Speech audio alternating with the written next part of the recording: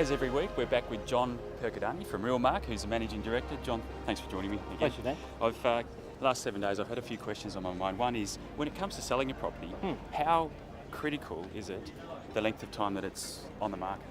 Oh, look, it's imperative that you get that right. I mean, you don't want to be on the market too short a period of time or too long a period of time.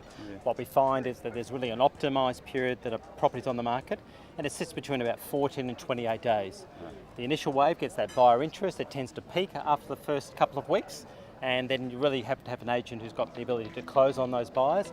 After that, the interest really wanes quite dramatically. And beyond 28 days, buyers are really looking at the other new fresh property on the market.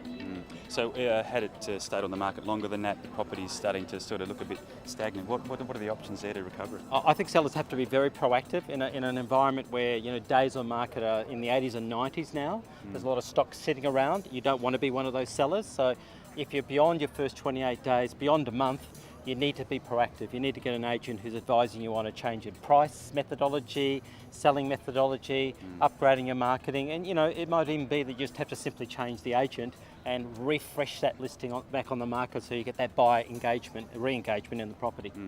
In contrast though, is it a wives' tale not to accept the first offer? What are your thoughts? I don't think you should just be blanket about that opinion. I mean, a good offer can come forward often early in the piece if an agent's good at their databasing. I think the big problem is that most sellers aren't ready to understand that it might be a good offer. So I think, once again, as a seller, if you can get an agent who can give you a methodology that gives you time on market, that puts the seller more in control, such as an auction or a set date sale, then that's going to make sure that you consider that offer and maybe some other good offers that might be better for you. Thanks, John. Pleasure, Dan. That's helped heaps. Now, if you'd like any more information on what John's talking about, go to realmark.com.au and you can follow the links. We'll catch you next week.